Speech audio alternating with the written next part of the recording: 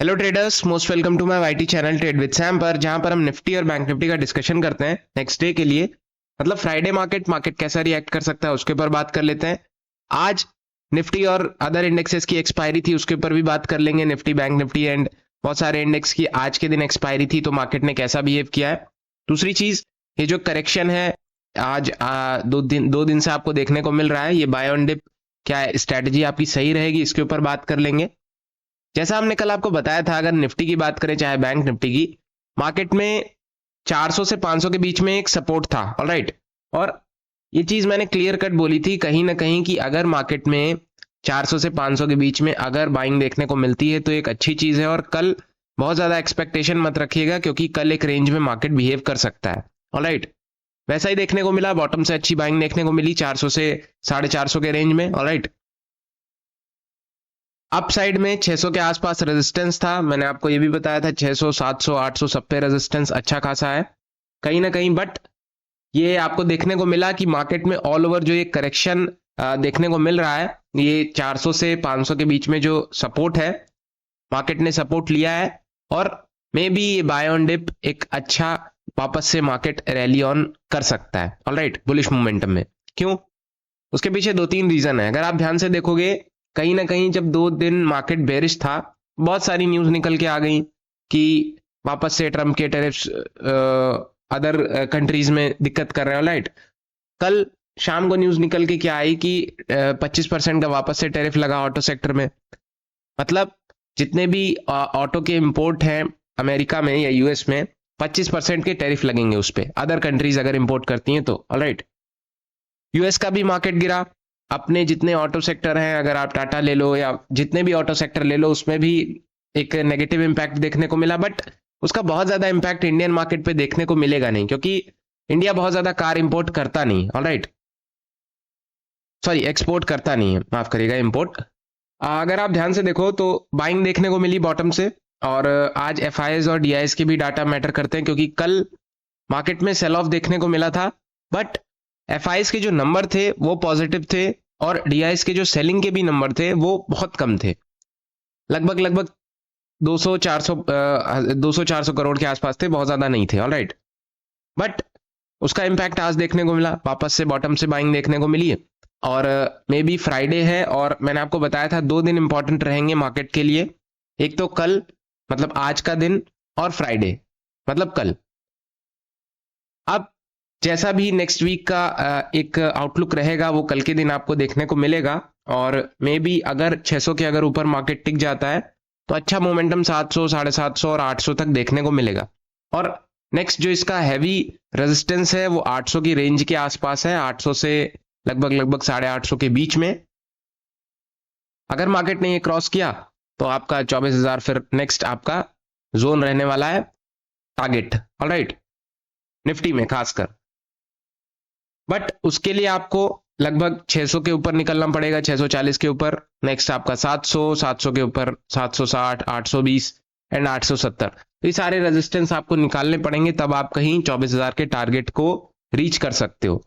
उससे पहले बहुत ज्यादा आप एक्सपेक्टेशन मत लेके चलो, क्योंकि मे बी एक रेंज में भी मार्केट बिहेव कर सकता है, क्योंकि बॉटम से बाइंग अच्छी चल रही है, बॉटम पे लोग खरीदने के लिए तैयार हैं, और एक रेंज बनाने की कोशिश कर सकता है। और हो सकता है आने वाले समय में इसको ब्रेक करने की कोशिश करें। और 2 तारीख से वापस से रेसिप्रोकल टैरिफ्स लग रहे हैं, तो उसमें भी ट्रंप ने कहीं ना कहीं चीज कही है कि इसमें थोड़ी बहुत मे बी बहुत ज्यादा हार्ड नहीं रहेगा, थोड़ी राहत देखने को मिल सकती है। अब उसका क्या इम्पैक्ट पड़ता है वो तो 2 तारीख के बाद ही पता लगेगा। बट उसके बाद 2 तारीख के बाद भी कुछ ऐसी चीजें हो सकती हैं, क्योंकि 2 ही तारीख एप्लीकेबल है टैरिफ्स के लिए। बट उसके बाद भी वो कुछ नई चीजें निकाल सकते हैं, है ना। तो ये तो ग्लोबली सारी न्यूज वगैरह रहती हैं। बट अपने मार्केट में एज सच बहुत ज्यादा कुछ खास चीजें दिखाई नहीं पड़ रही हैं। मार्केट उठा, 2 दिन एक करेक्शन लिया, वापस से एक सपोर्ट के आसपास आया, एंड वापस से थोड़ा बहुत उठने की कोशिश की, एंड साइड में रेंज में होकर के खत्म। आज बहुत ज्यादा न्यूज वगैरह तो नहीं थी, बट सुबह से ये न्यूज चल रही है टैरिफ्स, जो 25% का टैरिफ लगा है उसके ऊपर। बाकी उसका इंपैक्ट तो आज मार्केट में देखने को मिला नहीं। आज जो मैंने बताया नंबर्स मैटर करते हैं एफ और डी के, बाकी और कुछ खास इम्पैक्ट पड़ेगा नहीं। हाँ, अगर ऐसी कोई न्यूज वगैरह आती है ग्लोबली तो फिर मे भी इम्पैक्ट पड़ सकता है, बट एज सच कुछ खास दिखाई पड़ नहीं रहा है। ऑलराइट, आज का जो डिस्कशन है वो बहुत ज्यादा शॉर्ट रहेगा, क्योंकि बताने के लिए कुछ खास है नहीं। न्यूज वगैरह सुबह सुबह वही न्यूज निकल के आई है। बाकी जैसा मैंने आपको बताया था, मार्केट में बॉटम से बाइंग हुई है। ऑप्शन चेन अगर आप देखना चाहोगे 23,600 के आसपास पुट राइटर्स भरे हैं, 23,500 के आसपास भरे हैं, बट चेंज इन वाई में उतना कुछ खास नहीं है। बट ऑल ओवर जिस हिसाब से मार्केट कल की ओपनिंग है, कल का ये आपका ऑप्शन चेन है, उस हिसाब से ओके है। 23,600 23,500 अच्छा सपोर्ट है। ऑल ओवर 23,600 पे आपको रेजिस्टेंस दिखेगा, 700 पे दिखेगा, 800 पे दिखेगा, बट वैसे ही सपोर्ट भी बरकरार है। इसीलिए मैंने आपको कहा कि मे बी एक रेंज में रहने की कोशिश कर सकता है मार्केट। अब वो फ्राइडे के दिन यानी कल के दिन पता लगेगा कि मार्केट का रिएक्शन क्या रहेगा। ऑल ओवर आज बॉटम से बाइंग देखने को मिली है, इससे ये क्लियर है कि मार्केट में कहीं ना कहीं बहुत ज्यादा आप करेक्शन की उम्मीद या वीकनेस की उम्मीद नहीं कर सकते अभी फिलहाल, क्योंकि जैसे ही 2 दिन मार्केट गिरता है वापस से चीजें वही हो जाती हैं कि मार्केट वापस से एक करेक्शन या फिर वीक होने की कोशिश कर रहा है या फिर वापस से फॉल कर सकता है। तो ऐसा नहीं है।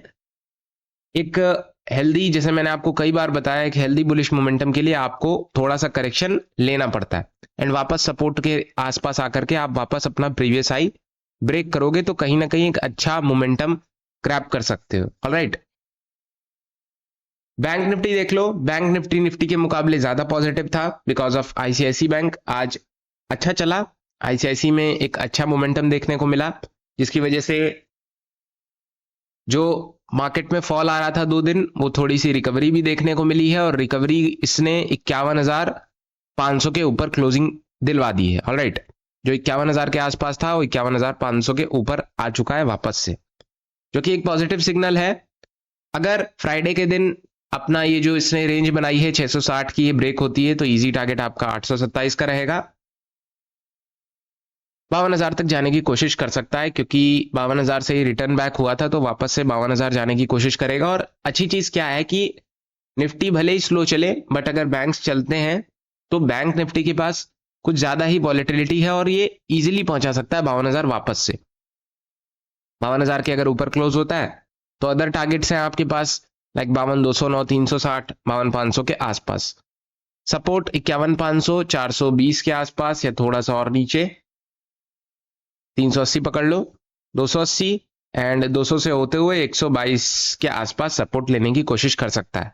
हालांकि आज थोड़ा सा नीचे चला गया था, बट उतना चलता है, 10-20 पॉइंट बहुत ज्यादा मैटर नहीं करते, क्योंकि ओपनिंग ही वहीं पे हुई थी, मार्केट ओपन हुआ, फिर सपोर्ट लेने की कोशिश की, जो कि एक पॉजिटिव चीज थी।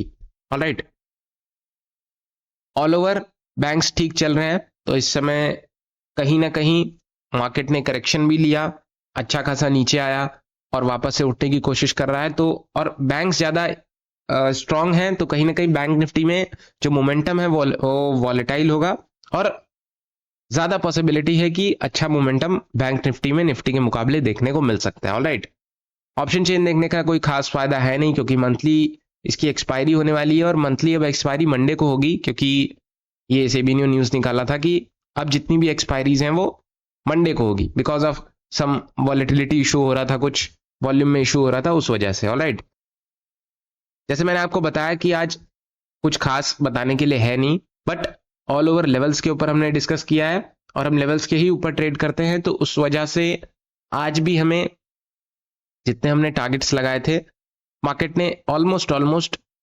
10-20 पॉइंट का ऊपर नीचे होगा उसी के आसपास रिएक्शन दिया है। ऑलराइट, कल का वेट करते हैं।